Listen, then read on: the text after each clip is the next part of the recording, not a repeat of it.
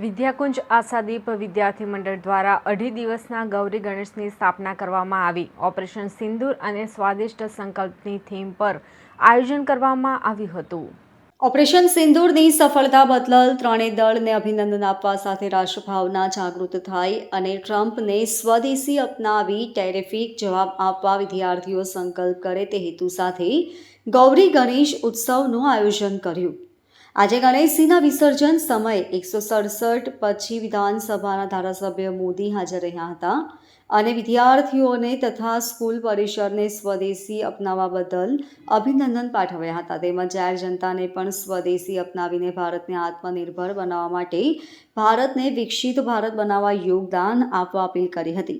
વિશેષમાં ગણેશજીની મૂર્તિ માટીમાં વિદ્યાર્થીઓએ જાતે બનાવી હતી અને સમગ્ર આયોજન ધોરણ 12ના વિદ્યાર્થીઓએ કર્યું હતું। સંદીપભાઈ ચરખાવાલા અને મહેશભાઈ પટેલે માર્ગદર્શન આપ્યું હતું।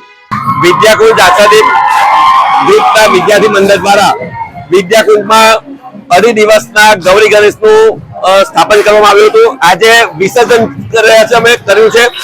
આજે ખાસ કરીને અમે જે ગણેશ ઉત્સવની સ્થાપના કરી, ગણપતિ સ્થાપના કરી એ રાષ્ટ્રીય ભાવના સાથે ઓપરેશન સિંદૂર અને વિશેષ કરીને સ્વદેશી અપનાવો આત્મનિર્ભર ભારત બનાવવા માટે સંકલ્પબદ્ધ બનીને આ ગણેશની સ્થાપના કરી હતી।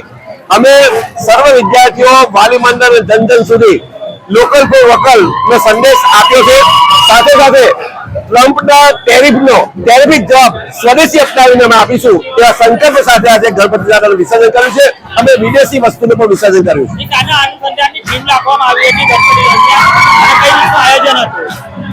વિશેષ ટીમ જે અમારી હતી ઓપરેશન સિંદૂર એક રાષ્ટ્રીય ભાવના આપણા સેનાને આપણે બળ પૂરું પાડી શકીએ, એમને આત્મવિશ્વાસ વધારી શકીએ એ માટે ઓપરેશન સિંદૂર અભિનંદન આપતો કાર્યક્રમ સ્થાપના કરી અને સાથે સાથે વિકસિત ભારત આત્મનિર્ભર ભારત બનાવવા માટે અમે સ્વદેશી વસ્તુ ખાસ કરીને અપનાવીએ।